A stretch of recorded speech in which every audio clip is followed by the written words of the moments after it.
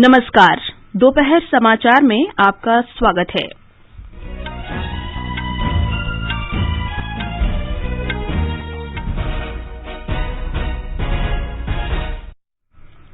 प्रधानमंत्री नरेंद्र मोदी ने उत्तराखंड के हल्द्वानी में 17,500 करोड़ रुपए लागत की 23 परियोजनाओं का उद्घाटन और आधारशिला रखी।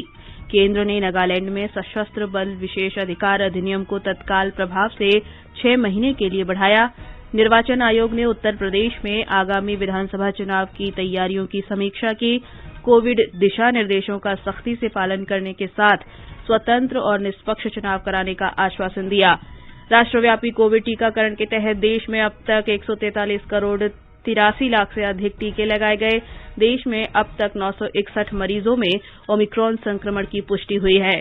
केरल में कोविड के प्रसार को रोकने के लिए आज से रात का कर्फ्यू।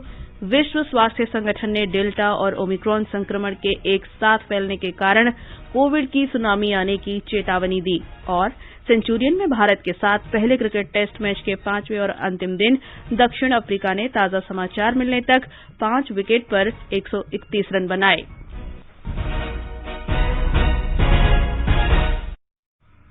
दोपहर समाचार में नीलम मलकानिया के साथ मैं जागृति शर्मा। देश कोविड टीकाकरण अभियान के अंतर्गत 150 करोड़ टीके लगाने की दिशा में निरंतर आगे बढ़ रहा है। कोरोना वायरस का नया वेरिएंट मिलने से चिंताएं बढ़ी हैं। आपसे हमारी अपील है कि यथाशीघ्र दोनों टीके लगवाएं और अन्य लोगों को भी टीके लगवाने के लिए प्रेरित करें। कृपया 3 सरल उपायों का पालन अवश्य करें। मास्क लगाएं, 2 गज की सुरक्षित दूरी बनाए रखें, हाथ और चेहरा साफ रखें।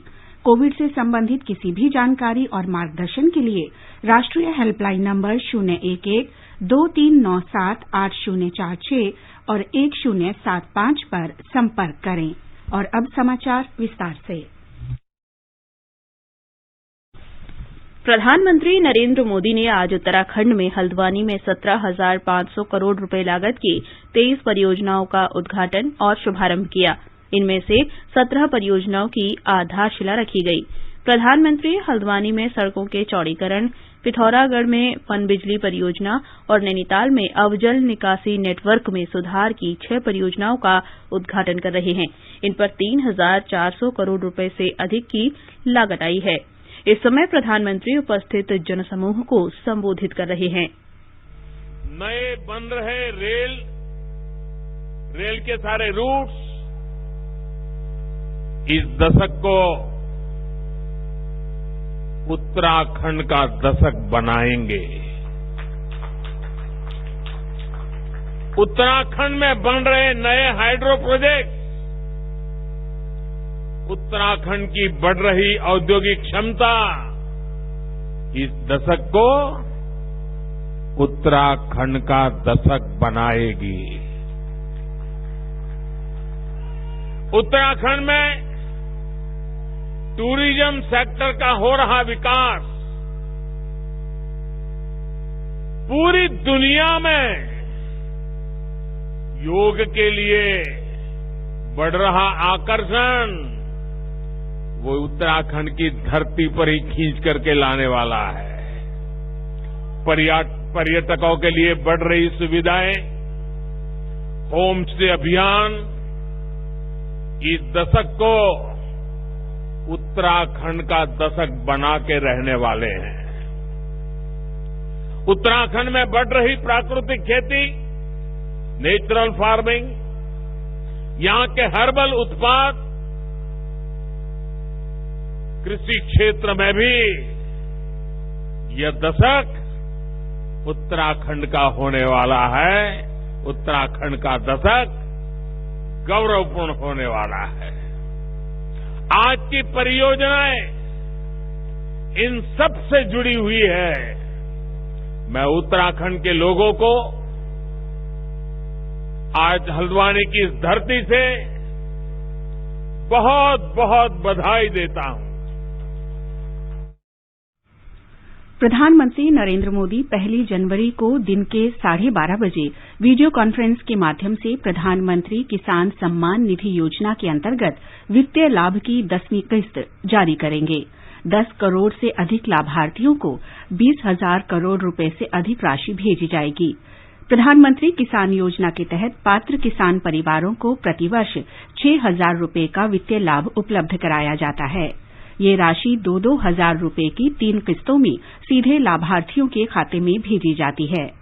किसानों को अब तक 1,60,000 करोड़ रुपए से अधिक धनराशि दी जा चुकी है। हाल ही में किसानों के साथ संवाद में प्रधानमंत्री ने कहा था कि रिकॉर्ड उत्पादन के बीच सरकार ने भी प्रयास किया है कि किसानों को परेशानी कम से कम हो।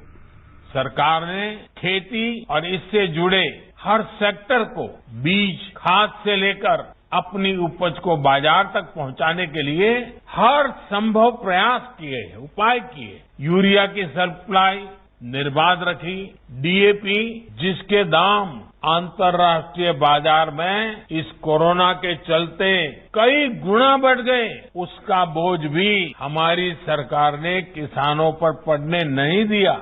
सरकार ने तुरंत इसके लिए 12,000 करोड़ रुपए का इंतजाम किया। आकाशवाणी का समाचार सेवा प्रभाग विशेष वर्षांत श्रृंखला के अंतर्गत वर्ष 2021 की प्रमुख उपलब्धियों की झलकियां प्रस्तुत कर रहा है। आज हम उज्ज्वला योजना के दूसरे चरण के बाद जीवन में आई आसानी की चर्चा करेंगे। प्रधानमंत्री उज्ज्वला योजना के दूसरे चरण का शुभारंभ इस वर्ष अगस्त में प्रधानमंत्री नरेंद्र मोदी ने किया था। इसका उद्देश्य निर्धन परिवारों की महिला सदस्यों को बिना कोई राशि जमा कराए 1 करोड़ एलपीजी कनेक्शन उपलब्ध कराना था। इसके साथ ही मुफ्त गैस स्टोव और पहली बार सिलेंडर निःशुल्क भरे जाने का भी प्रावधान है। प्रधानमंत्री उज्ज्वला योजना वर्ष 2016 में शुरू हुई थी। हमारे संवाददाता की एक रिपोर्ट। प्रधानमंत्री उज्ज्वला योजना ने महिलाओं के जीवन को बेहतर और सुविधाजनक बनाने में उल्लेखनीय भूमिका निभाई। एलपीजी गैस सिलेंडर के उपयोग से महिलाओं के स्वास्थ्य में काफी सुधार हुआ है। गैस सिलेंडर के इस्तेमाल के चलते महिलाओं ने लकड़ी, कोयला और गोबर के उपले जैसे प्रदूषणकारी ईंधन का उपयोग बंद कर दिया है। इससे खाना पकाने के दौरान महिलाओं को लगने वाले समय में कमी आई है। वहीं महिलाओं का सशक्तिकरण भी हुआ है। गरीबी रेखा से नीचे के परिवारों को एलपीजी गैस कनेक्शन प्रदान करने के प्रयासों से देश में रसोई गैस की सार्वभौमिक पहुंच सुनिश्चित होगी। उज्ज्वला योजना के दूसरे चरण के तहत लाभार्थियों को निःशुल्क रसोई गैस कनेक्शन के साथ साथ चूल्हा मुफ्त दिया जाएगा। साथ ही पहली बार सिलेंडर में गैस भराना भी निःशुल्क होगा। इस योजना के तहत प्रवासी परिवारों के लिए एक विशेष प्रावधान किया गया है, जिसकी मदद से नए एलपीजी कनेक्शन लेने में आसानी होगी। अब प्रवासी आवेदक एक स्वयं घोषित दस्तावेज प्रस्तुत कर सकते हैं, जिसे पते और परिवार के वैध प्रमाण के तौर पर स्वीकार किया जाएगा। भूपेंद्र सिंह, आकाशवाणी समाचार, नई दिल्ली। ये समाचार हमारी वेबसाइट newsonair.com/hindi और हमारे mobile app news on AIR पर भी उपलब्ध हैं। हर जोखिम से निकल कर फसल आए, सुरक्षित हो जाए।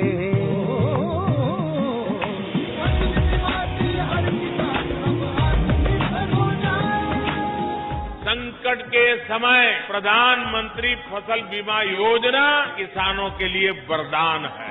अब सूखा पड़े या बाढ़ आ जाए, कोई डर नहीं। अब ओले पड़े या कीट पतंगे फसल खा जाए, कोई फिक्र नहीं, क्योंकि हमने लिया है प्रधानमंत्री फसल बीमा।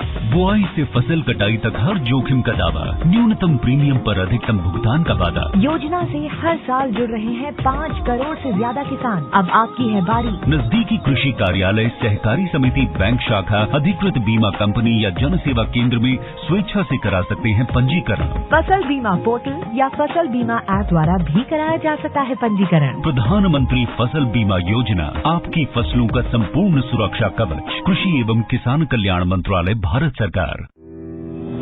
सबका साथ, सबका विकास, सबका विश्वास, सबका प्रयास। सबके प्रयास से हो रहा है राष्ट्र निर्माण, जिसमें इनकम टैक्स है आपका योगदान। और जब ई फाइलिंग से हुआ है इनकम टैक्स रिटर्न भरना इतना आसान, तो फिर देर क्यों करें? 31 दिसंबर 2021 या उससे पहले www.incometax.gov.in पर अपनी इनकम टैक्स रिटर्न को ई फाइल करना ना भूलें। समय से इनकम टैक्स रिटर्न भरने पर रिफंड्स भी जल्दी आ जाते हैं। लॉसेस को कैरी फॉरवर्ड किया जा सकता है। लोन और वीजा एप्लीकेशन की प्रोसेसिंग में भी ITR सहायक है। नए ई फाइलिंग पोर्टल पर 3 करोड़ से भी अधिक इनकम टैक्स रिटर्न फाइल किए जा चुके हैं। तो फिर आप भी समय न गवाएं। आज ही अपने इनकम टैक्स रिटर्न को ई फाइल करें। अधिक जानकारी और रिटर्न फाइल करने के लिए विजिट करें www.incometax.gov.in। दोपहर समाचार में आपका फिर स्वागत है। नागालैंड में आज से सशस्त्र बल विशेष अधिकार अधिनियम 1958 की अवधि और 6 महीने के लिए बढ़ा दी गई है। गृह मंत्रालय से जारी अधिसूचना में कहा गया है कि केंद्र सरकार की राय में नागालैंड अशांत और जोखिम वाला राज्य है और सशस्त्र बलों का इस्तेमाल राज्य प्रशासन की मदद के लिए बहुत जरूरी है। निर्वाचन आयोग ने उत्तर प्रदेश में विधानसभा चुनाव तैयारियों की समीक्षा की। आयोग ने आश्वासन दिया कि कोविड दिशा निर्देशों के अनुरूप निष्पक्ष और स्वतंत्र चुनाव कराए जाएंगे। मुख्य चुनाव आयुक्त सुशील चंद्रा ने बताया कि सभी राजनीतिक दल राज्य में समय पर चुनाव कराने के पक्ष में हैं। भारत निर्वाचन आयोग का हमेशा मानना है कि मतदाताओं के बाद राजनीतिक दल चुनाव प्रक्रिया के महत्वपूर्ण स्टेक होल्डर हैं। आयोग ने राजनीतिक दल के प्रतिनिधियों को आश्वासन भी दिया है कि हमारा प्रयास स्वतंत्र, निष्पक्ष, सहभागी, प्रलोभन युक्त और कोविड सेफ चुनाव कराने का है, inclusive and accessible election, so that हमारा जो मोटो है that no voter should be left behind and commission will do each and every possible act for that particular direction. मुख्य चुनाव आयुक्त सुशील चंद्रा के नेतृत्व में निर्वाचन आयोग की पूरी टीम ने राज्य के 3 दिन के दौरे में राजनीतिक दलों के प्रतिनिधियों, राज्य के मुख्य सचिव, पुलिस महानिदेशक सहित अन्य अधिकारियों तथा विभिन्न संबंधित पक्षों के साथ विचार विमर्श किया। केंद्र ने कहा है कि देश में अब तक कुल 961 लोगों में कोरोना के वेरिएंट ओमिक्रॉन के संक्रमण की पुष्टि हुई है। इनमें से 320 मरीज पहले ही स्वस्थ हो चुके हैं। दिल्ली में सबसे अधिक 263 लोग संक्रमित हुए, उसके बाद महाराष्ट्र और गुजरात का स्थान रहा। 22 राज्यों और केंद्र शासित प्रदेशों से ओमिक्रॉन के मामले सामने आए हैं। राष्ट्रव्यापी कोविड टीकाकरण अभियान के तहत अब तक 143 करोड़ 83 लाख से अधिक टीके लगाए जा चुके हैं। स्वस्थ होने की दर 98.38% है। केरल में ओमिक्रॉन के बढ़ते संक्रमण को देखते हुए आज से रात का कर्फ्यू लागू हो जाएगा। कर्फ्यू रात 10 बजे से सुबह 5 बजे तक लागू रहेगा और 2 जनवरी तक चलेगा। आपदा प्रबंधन विभाग ने कहा कि इस अवधि के दौरान रात 10 बजे के बाद राज्य में गिरिजाघरों और अन्य सार्वजनिक स्थानों सहित किसी भी धार्मिक, राजनीतिक, सांस्कृतिक या सामाजिक सभा की अनुमति नहीं दी जाएगी। रात 10 बजे के बाद नववर्ष समारोहों की अनुमति नहीं होगी। कोविड के ओमिक्रॉन वेरिएंट के प्रसार को रोकने के लिए मुंबई पुलिस ने शहर में नए साल के अवसर पर किसी भी तरह के जश्न पर रोक लगाते हुए धारा 144 लागू कर दी है। मुंबई के पुलिस आयुक्त द्वारा जारी दिशा निर्देशों के अनुसार नववर्ष या उसके बाद शहर में किसी भी रेस्तरां, होटल, बार, पब, बैंक्वेट हॉल, रिजॉर्ट और क्लब में सभी आयोजनों पर प्रतिबंध लगा दिया गया है। ये आदेश आज से प्रभावी होगा और 7 जनवरी तक रहेगा। विश्व स्वास्थ्य संगठन ने चेतावनी दी है कि डेल्टा और ओमिक्रॉन वेरिएंट का एक साथ फैलाव कोविड की खतरनाक सुनामी की ओर बढ़ रहा है। विश्व स्वास्थ्य संगठन के महानिदेशक टेड्रोस अधोनम गेब्रियासिस ने कहा कि इन 2 वेरिएंट के कारण कोरोना संक्रमित लोगों की संख्या तेजी से बढ़ रही है। अस्पतालों में भर्ती होने वालों की संख्या बढ़ने से स्वास्थ्य कर्मियों पर दबाव बढ़ रहा है और स्वास्थ्य देखभाल व्यवस्था चरमराने के कगार पर है। विश्व स्वास्थ्य संगठन की ये चेतावनी अमेरिका और यूरोपीय देशों में संक्रमित लोगों की संख्या बढ़ने के बाद आई है। ये समाचार आकाशवाणी से प्रसारित किए जा रहे हैं। ताजा समाचार जानने के लिए आप हमारे Twitter handle @AIR News Hindi को फॉलो कर सकते हैं।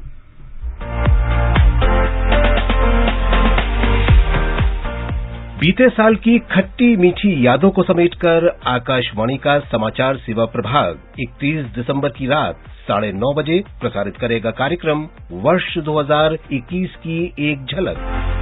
इसे आप सुन सकते हैं FM गोल्ड 100.1 मेगाहर्ट्ज और अतिरिक्त मीटरों पर। ये कार्यक्रम हमारी website newsonair.nic.in, YouTube channel news on AIR official और हमारे Twitter handle @AIR News Alerts पर भी उपलब्ध होगा।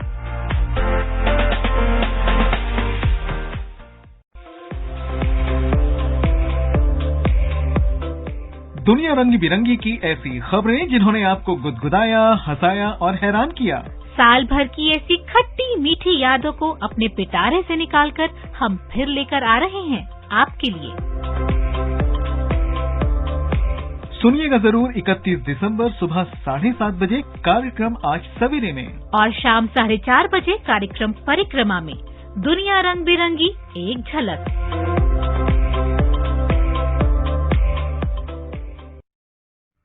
ये आकाशवाणी है। आगे बढ़ने से पहले मुख्य समाचारों पर एक नजर। प्रधानमंत्री नरेंद्र मोदी ने उत्तराखंड के हल्द्वानी में 17,500 करोड़ रुपए लागत की 23 परियोजनाओं का उद्घाटन किया और आधारशिला रखी। केंद्र ने नागालैंड में सशस्त्र बल विशेष अधिकार अधिनियम को तत्काल प्रभाव से 6 महीने के लिए बढ़ाया। निर्वाचन आयोग ने उत्तर प्रदेश में आगामी विधानसभा चुनाव की तैयारियों की समीक्षा की। कोविड दिशा निर्देशों का सख्ती से पालन करने के साथ स्वतंत्र और निष्पक्ष चुनाव करवाने का आश्वासन दिया। राष्ट्रव्यापी कोविड टीकाकरण के अंतर्गत देश में अब तक 143 करोड़ 83 लाख से अधिक टीके लगाए गए। देश में अब तक 961 मरीजों में ओमिक्रॉन संक्रमण की पुष्टि हुई है। केरल में कोविड के प्रसार को रोकने के लिए आज से रात का कर्फ्यू। विश्व स्वास्थ्य संगठन ने डेल्टा और ओमिक्रॉन संक्रमण के एक साथ फैलने के कारण कोविड की सुनामी आने की चेतावनी दी।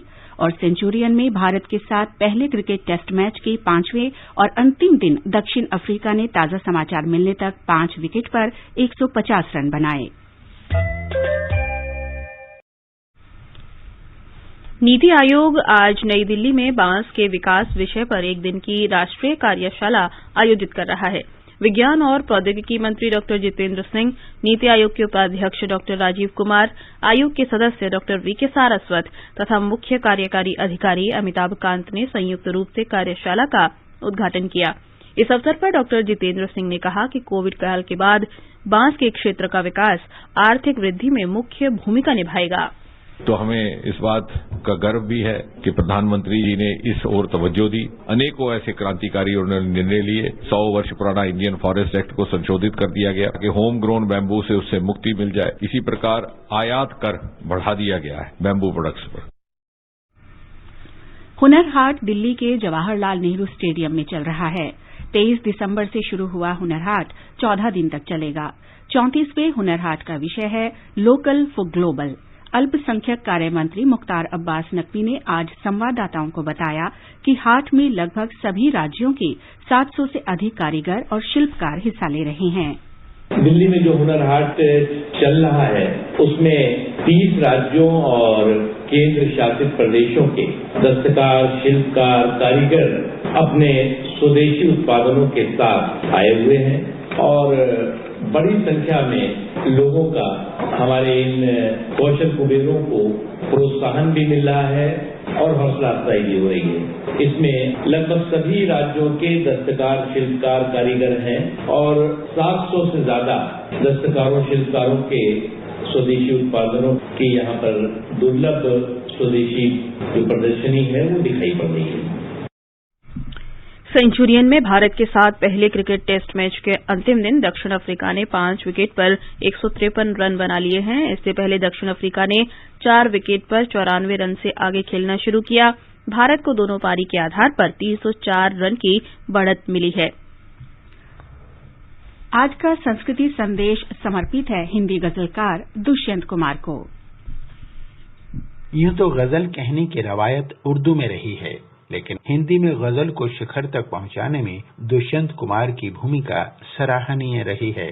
दुष्यंत कुमार का जन्म 1 सितंबर 1933 को उत्तर प्रदेश के बिजनौर जिले के गांव राजपुर नवादा में हुआ था। समाज में पनप रही संवेदनहीनता और मानवीय संवेदनाओं की गिरावट पर वे कहते हैं, इस शहर में वो कोई बारात हो या वारदात, अब किसी भी बात पर खुलती नहीं है खिड़कियां। भ्रष्टाचार का उल्लेख करते हुए वे कहते हैं, इस सड़क पर इस कदर कीचड़ बिछी है, हर किसी का पांव घुटने तक सना है। दुष्यंत कुमार हर विपरीत परिस्थिति में धैर्य के साथ आगे बढ़ने की बात करते हैं। कौन कहता है आसमान में सुराख नहीं हो सकता, एक पत्थर तो तबीयत से उछालो यारो। उन्होंने आम लोगों की पीड़ा को अपनी गजलों में व्यक्त करते हुए लिखा, हो गई है पीर पर बस्सी पिघलनी चाहिए, इस हिमालय से कोई गंगा निकलनी चाहिए। सिर्फ हंगामा खड़ा करना मेरा मकसद नहीं, मेरी कोशिश है कि ये सूरत बदलनी चाहिए।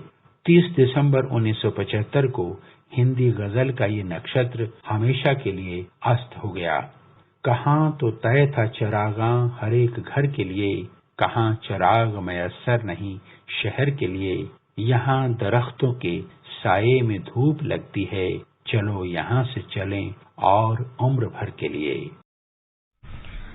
आजादी का अमृत महोत्सव कार्यक्रम के अंतर्गत आकाशवाणी समाचार अपनी श्रृंखला वीर गाथा में प्रत्येक बृहस्पतिवार 4:45 पर परिक्रमा कार्यक्रम में प्रमुख क्रांतिकारियों की प्रेरक कहानी प्रस्तुत करता है।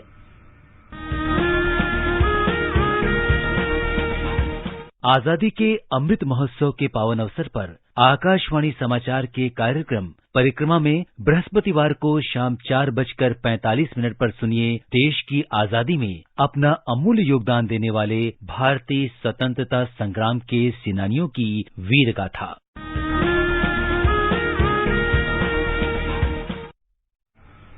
आजादी का अमृत महोत्सव के अंतर्गत आइए अब सुनते हैं आकाशवाणी की विशेष प्रस्तुति आजादी का सफर। आजादी का अमृत महोत्सव।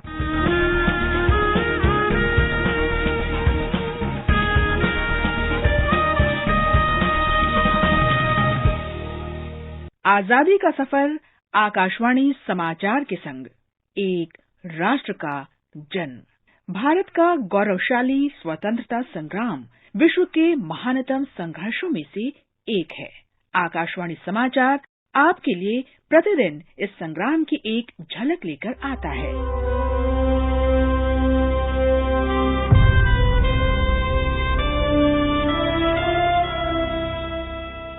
30 दिसंबर 1943 को नेताजी सुभाष चंद्र बोस ने पहली बार पोर्ट ब्लेयर में जिमखाना ग्राउंड में राष्ट्रीय ध्वज फहराया और इसे ब्रिटिश शासन से मुक्त पहला भारतीय क्षेत्र घोषित किया। इसे अब नेताजी स्टेडियम के नाम से जाना जाता है।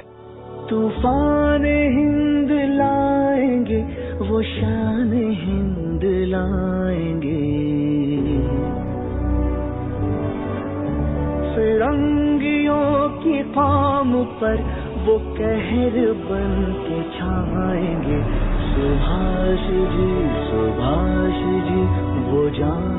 नेताजी ने अंडमान द्वीप को शहीद और निकोबार द्वीप को स्वराज नाम दिया और आईएनए के जनरल एडी लोगनाथन को यहाँ का गवर्नर नियुक्त किया। आजाद हिंद सरकार अब केवल निर्वासित सरकार नहीं थी, बल्कि उसकी अपनी जमीन, अपनी मुद्रा, नागरिक संहिता और यहाँ तक कि डाक टिकट भी थी।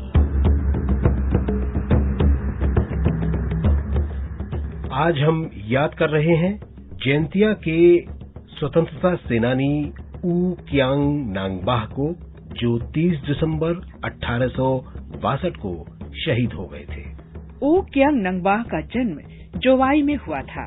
इस क्षेत्र के अन्य स्वतंत्रता सेनानियों के विपरीत उनकी कोई शाही पृष्ठभूमि नहीं थी और वो एक साधारण किसान थे। अंग्रेजों ने जब 1835 में जयंतिया साम्राज्य पर कब्जा किया तब वो बालक थे, लेकिन अंग्रेजों की भेदभावपूर्ण नीतियों से व्यथित थे। अंग्रेजों ने शुरू में न्यूनतम हस्तक्षेप की नीति अपनाई और 2 दशकों से अधिक की अवधि के लिए जयंतिया लोगों को पूरी तरह उनके हाल पर छोड़ दिया। हालांकि 1860 आते आते अंग्रेजों ने जयंतिया लोगों पर कर का बोझ बढ़ाना शुरू कर दिया, जिससे उनके बीच असंतोष बढ़ गया। जयंतिया लोगों ने 1862 में युवा ऊ क्यांग नांगबाह के नेतृत्व में भीषण विद्रोह का बिगुल बजा दिया। नांगबाह एक महान संगठनकर्ता के रूप में उभरे। गिरफ्तारी से बचने के लिए उन्होंने अपनी पहचान गुप्त रखी। वे ब्रिटिश खुफिया सेवा को मात देने में कामयाब रहे और बिना किसी संदेह के अपने सभी साथियों को इकट्ठा करना शुरू कर दिया।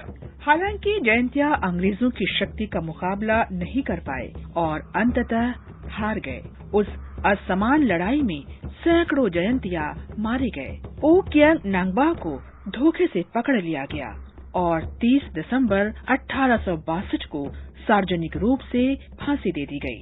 इस महान स्वतंत्रता सेनानी को हमारी श्रद्धांजलि। जय जय विद्या भवन भारती, जय जय विद्या भवन हमारा, ज्ञान कर्मति ज्योति जगाता, अमृत मैली आज हम स्वतंत्रता सेनानी और शिक्षाविद कन्हैयालाल मानेकलाल मुंशी को भी याद कर रहे हैं, जिनका जन्म 30 दिसंबर 1887 को गुजरात के भरूच में हुआ था। उन्होंने महात्मा गांधी के आशीर्वाद से 1938 में प्रसिद्ध शिक्षण संस्थान भारतीय विद्या भवन की स्थापना की। कन्हैयालाल मानेकलाल मुंशी एक प्रतिभाशाली छात्र थे और उन्होंने बीए तथा एलएलबी परीक्षा में शीर्ष स्थान हासिल किया था। वे क्रांतिकारी नेता श्री अरबिंदो घोष से प्रभावित थे। बॉम्बे में वकालत करते हुए वे एनी बेसेंट की होम रूल लीग में शामिल हो गए और उस समय के कई प्रमुख स्वाधीनता सेनानियों जैसे सुरेंद्रनाथ बनर्जी और महात्मा गांधी से मिले।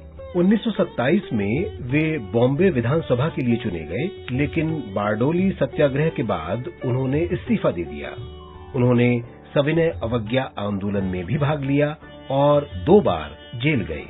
कन्हैयालाल मानेकलाल मुंशी 1937 के बॉम्बे प्रेसिडेंसी चुनाव में फिर से चुने गए और बॉम्बे प्रेसिडेंसी के गृह मंत्री बने।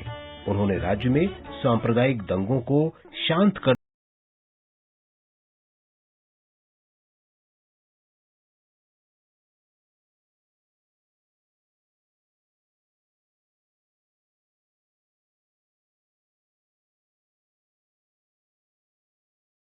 स्वतंत्रता के बाद कन्हैयालाल मानेकलाल मुंशी को भारत के संविधान सभा का सदस्य चुना गया और उन्होंने मसौदा समिति, सलाहकार समिति, मौलिक अधिकारों पर उप समिति और अगस्त 1947 में भारत के ध्वज का चयन करने वाले तदर्थ ध्वज समिति सहित कई समितियों में काम किया।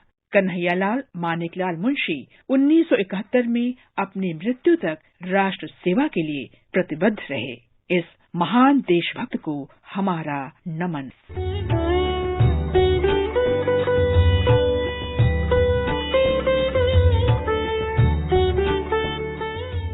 इसके साथ ही आजादी का सफर आकाशवाणी समाचार के संग श्रृंखला का ये अंक समाप्त हुआ। मिलते हैं कल अगली कड़ी में।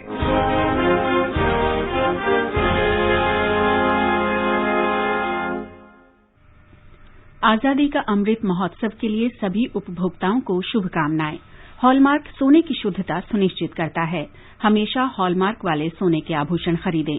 उपभोक्ता किसी भी शिकायत के लिए कृपया राष्ट्रीय उपभोक्ता हेल्पलाइन के टोल फ्री नंबर 14404 पर संपर्क करें। उपभोक्ता मामले विभाग, भारत सरकार द्वारा जनहित में जारी। जागो ग्राहक जागो। अब एक नजर आज के मौसम पर। राजधानी दिल्ली, चेन्नई और कोलकाता में आंशिक रूप से बादल छाए रहेंगे। चेन्नई और कोलकाता में हल्की वर्षा हो सकती है। मुंबई में आसमान साफ रहेगा। श्रीनगर, जम्मू, गिलगित और मुजफ्फराबाद में आसमान साफ रहेगा। लेह में आंशिक तौर पर बादल छाए रहेंगे।